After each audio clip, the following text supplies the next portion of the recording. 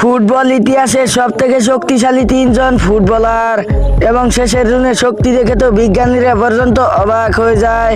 Number 3, Lionel Messi.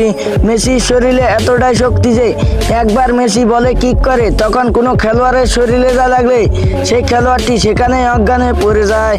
Number 2, Zlatan Ibrahimovic. সুইডেনের শরীরে এতটাই শক্তি যে একবার সে ডি বক্সের বাইরে থেকে 27 মিটার দূর থেকে একটি বাইসাইকেল কিক করে গোল করে, যেটা ফুটবল ইতিহাসে সব থেকে দূর থেকে করা বাইসাইকেল কিক গোল। নাম্বার 1 দেখার আগে তুমি যদি এই তিনজনের মধ্যে কারো ফ্যান থেকে থাকো তাহলে ভিডিওটি লাইক দিয়ে চ্যানেলটি সাবস্ক্রাইব করুন আর কমেন্টে জানান আপনি কার ফ্যান।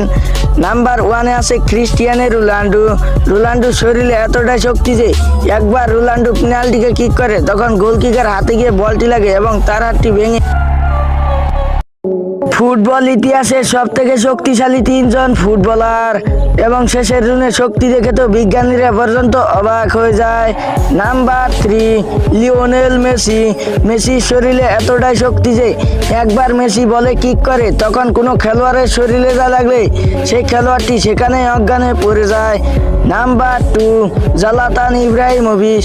সুইডেনের শরীরে এতটাই শক্তি যে একবার সে ডি বক্সের বাইরে থেকে 27 মিটার দূর থেকে একটি বাইসাইকেল কিক করে গোল করে, যেটা ফুটবল ইতিহাসে সব থেকে দূর থেকে করা বাইসাইকেল কিক গোল।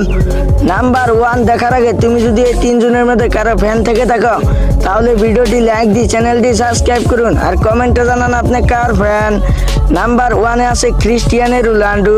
রোনাল্ডোর শরীরে এতটাই শক্তি যে একবার রোনাল্ডো পেনাল্টিকে কিক করে তখন গোলকিকার হাতে গিয়ে বলটি লাগে এবং তার হাতটি ভেঙে।